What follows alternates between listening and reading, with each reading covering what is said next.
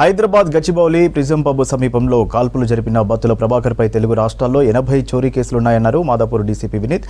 నిందితుడి దగ్గర నుంచి 3 తుపాకులు, బుల్లెట్లు స్వాధీనం చేసుకున్నామని చెప్పారు.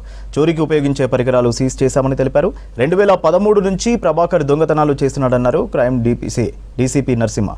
2020లో విశాఖపట్నం అరేనోవా పోలీస్ స్టేషన్ నుంచి ప్రభాకర్ పారిపోయాడని చెప్పారు.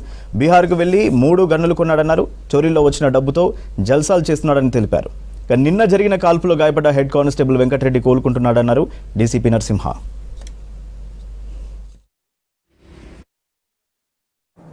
నేరస్తుడు ఉన్నాడని ఇన్ఫర్మేషన్ మీదగా CCS Madhapur along with Gachibowli PS సిబ్బందితో ప్రిజం పబ్ దగ్గర వెళ్ళడం జరిగింది.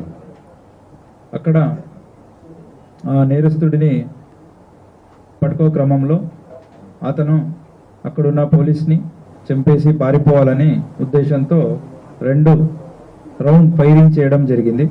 దీంట్లో హెడ్ కానిస్టేబుల్ వెంకటరెడ్డి తనకి లెఫ్ట్ లెగ్లో గ్రేట్ టో అంటే ఫస్ట్ ఫింగర్ ఏముంది గ్రేట్ టో దానికి బుల్లెట్ తగిలి ఇంజురీ కూడా అయినాయి.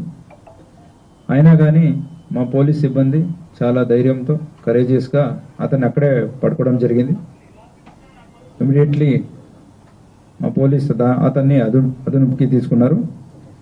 తీసుకున్నాక అతని నుంచి 2 రివాల్వర్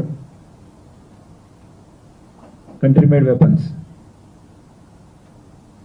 అలాగే 25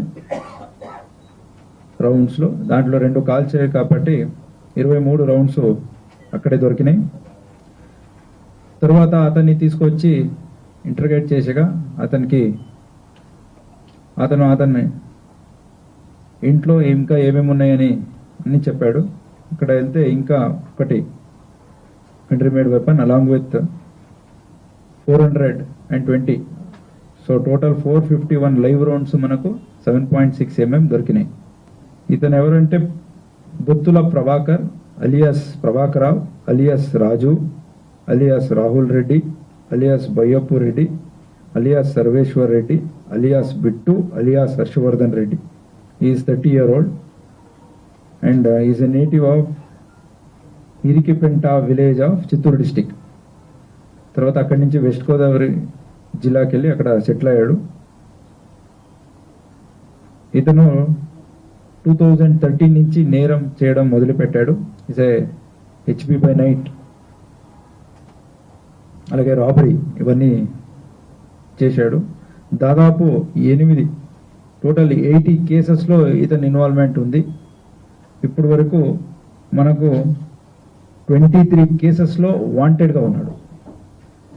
ఆంధ్ర, తెలంగాణ, తమిళనాడు, కర్ణాటక చుట్టూ రాష్ట్రాల్లో కూడా ఇతను నేరం చేశాడు. 2027-9 పిఎం పాలెం పోలీస్ విశాఖపట్నంలో అతన్ని అరెస్ట్ చేయడం జరిగింది. అక్కడి నుంచి సెంట్రల్ జైలుకి వెళ్ళాడు. 2022లో ఈ సెంట్రల్ జైలు నుంచి అతను పారిపోయాడు. సో పారిపోయి 2 రాష్ట్రాలు కూడా దొరకకుండా పోలీసులకి దొరకకుండా తిరిగి రీకి చేస్తాడు. పెద్ద పెద్ద ఆర్గనైజేషన్ అండ్ ఫీజు మిగతావి అన్ని ఏ రోజు కడుతున్న ఆ రోజు వెళ్ళి ఆ దొంగతనం చేయడం. అలాగే మాస్క్ అండ్ గ్లోవ్స్ చాలా వాడతాడు. యూట్యూబ్లో హౌ టు ప్రివెంట్ ఇవన్నీ చూశాడు. ఇతను ఇంకా మన ఏరియాలో 1 or 2 టార్గెట్స్ని పెట్టుకొని రీకీ చేసి రెడీగా ఉన్నాయి. అవన్నీ కూడా మనకు దొరికినాయి. అవన్నీ ఆ నేరం జరిగే ముందు కూడా పట్టుకొని అలాంటి నేరం కూడా తప్పించడం జరిగింది. యాక్చువల్లీ ఇతను 2020లో విశాఖపట్నం లిమిట్స్లో అరెస్ట్ అయినప్పుడు సో ఇతనికి జైల్లో ఉన్న సందర్భంలో ఒక అతను ఇతని బాగా హ్యూమిలియేట్ చేసినారు. So name I don't want to disclose. So humiliate చేసినందుకు అతని మీద బాగా కక్ష పెంచుకున్నాడు. ఆ కక్ష పెంచుకొని వాడు ఇంకా స్టిల్ జైల్లోనే ఉన్నారు. సో అతను బయటకు వచ్చిన తర్వాత అతను ఎలిమినేట్ చేయడానికి ఇతనికి తెలిసిన ఫ్రెండ్స్ ద్వారా బీహార్ రాష్ట్రానికి వెళ్ళి అక్కడ ఒక 2 సందర్భాల్లో ఈ 3 వెపన్స్ని పర్చేజ్ చేసుకోవడం జరిగింది. దానికి సంబంధించి కూడా ఫర్దర్గా మనం ఇతన్ని పోలీస్ కస్టడీలోకి తీసుకొని ఎవరెవరు ఇతనికి సపోర్ట్ చేసినారు, వెపన్స్ కొనడంలోనైనా క్రైమ్లో అసిస్ట్ చేసిన వాళ్ళందరిమైనా ఫర్దర్గా ఎంక్వైరీ చేసి వాటి మీద తీసుకోవడం జరుగుతుంది. అదేవిధంగా ఆ జైల్లో ఎవరైతే ఇతని మీద ఇతను పగ పెంచుకున్నారో అతన్ని ఎలిమినేట్ చేయడానికి అండ్ ఇట్లనే అఫెన్స్లో కూడా ఇతను ఈ వెపన్స్ని క్యారీ చేస్తుంటాడు. So when ever police parties లేదా ఇంకెవరన్నా ఇతన్ని అప్రహెండ్ చేద్దామని చూసిన సందర్భంలో తప్పించకపోవడానికి అవసరమైతే ఎవరైతే అడ్డుకోవడానికి ప్రయత్నం చేస్తారో వాళ్ళందరినీ ఎలిమినేట్ చేయడానికైనా ఇతను వెపన్స్